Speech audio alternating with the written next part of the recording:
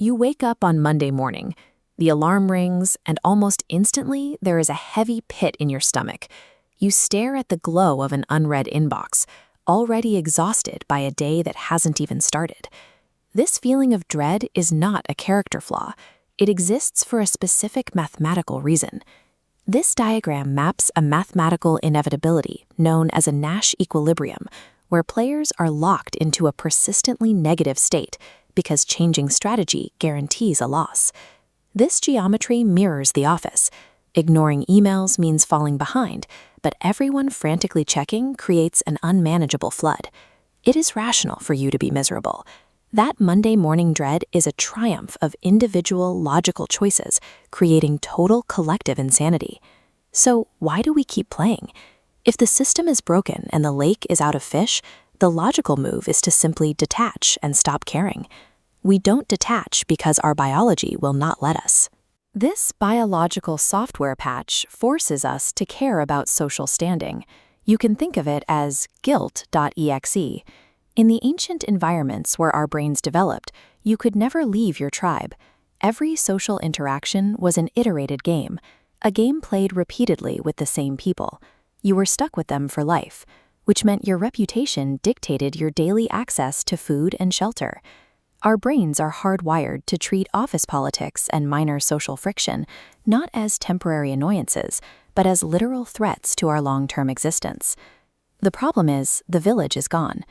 Today, we navigate a world built on low-iteration, anonymous interactions. We argue with automated customer service bots or yell at strangers on the internet. In these anonymous, one-off interactions, the mathematical rule changes. Without a long-term reputational cost, the optimal move is to be selfish. We are running ancient self-preservation software in an environment governed entirely by abstract performance metrics. Even if we understand the math, the physical sensation remains.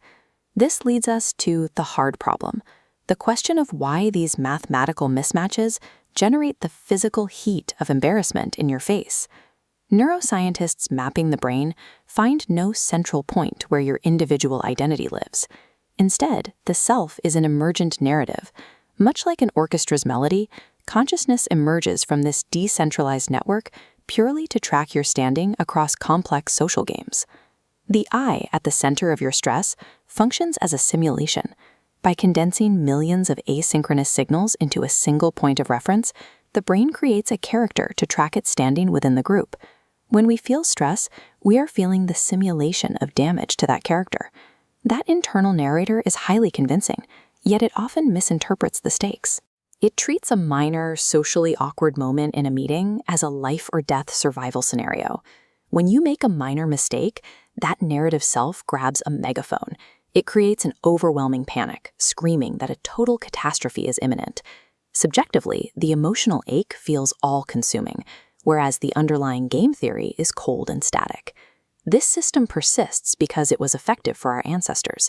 If social friction didn't hurt, they would have lacked the incentive to survive the tribal game. Since the self operates as a narrative simulation, you can choose to stop identifying with the character taking the damage. Think of it like a movie theater. Right now, you are a character trapped inside a burning cinematic scene, but you can shift your awareness to become the pristine, blank screen reflecting the light. The screen doesn't get burned when the movie catches fire.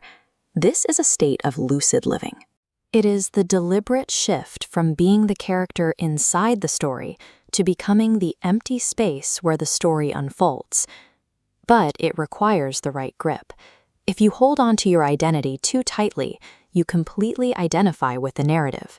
The result is pure stress and an eventual collapse of the ego.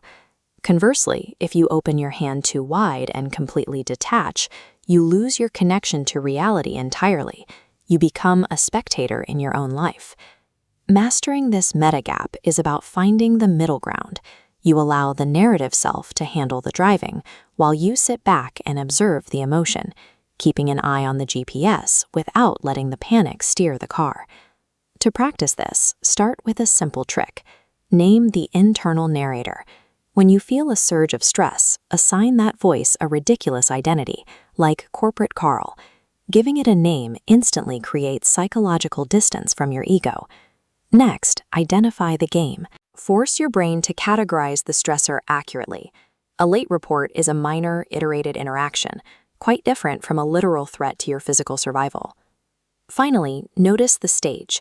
Once an hour, take 10 seconds to shift your focus away from the tasks and the thoughts.